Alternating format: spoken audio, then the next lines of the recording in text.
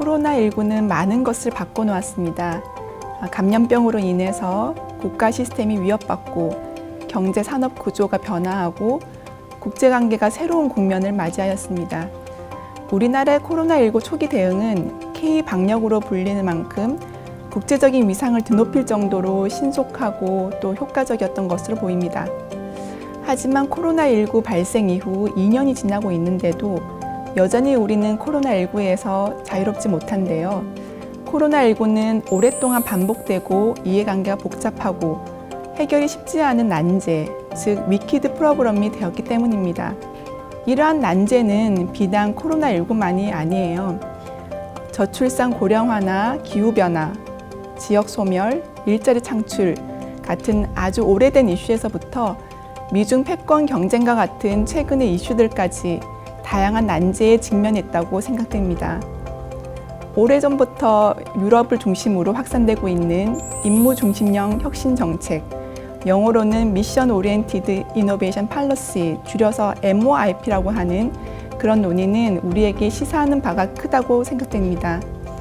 왜냐하면 새롭게 대두된 MOIP는 각 국가가 직면하고 있는 다양한 난제에 어떻게 대응해야 되는지를 제시하고 있기 때문입니다. 이미 주요국들은 다양한 분야에서 MOIP를 추진해오고 있는데 여기에서 가장 중요한 부분은 미션에 대한 정의, 그리고 구체적인 세부 전략 수립이라고 할 수 있습니다.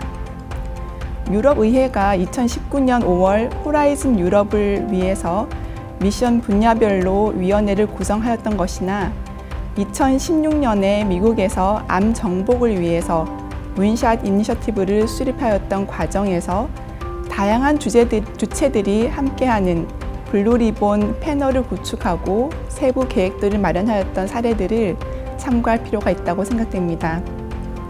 MOIP는 완전히 새로운 개념은 아니고 오히려 과거 기술 추격형 시대에 우리가 주로 활용했던 접근 방법입니다.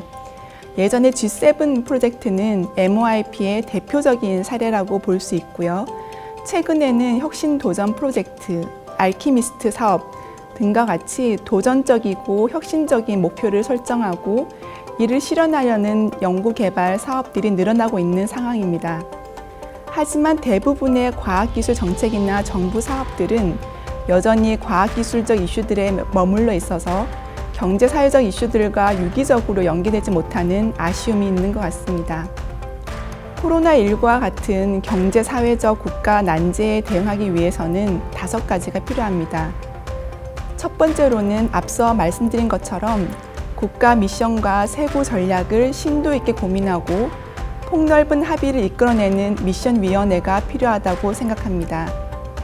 두 번째로는 과학기술과 인문사회 영역, 2개의 연계가 필요합니다.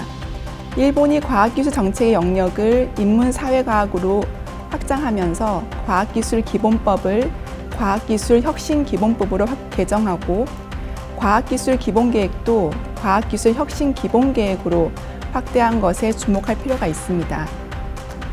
세 번째로 R&D 영역뿐만 아니라 서비스, 규제, 인프라 영역들에 대해 통합적으로 접근할 필요가 있고 네 번째로는 광범위한 주체들이 참여하는 의사결정 프로세스를 마련해야 할 것입니다. 마지막으로 부처 간, 기관 간 협력을 강화할 필요가 있습니다.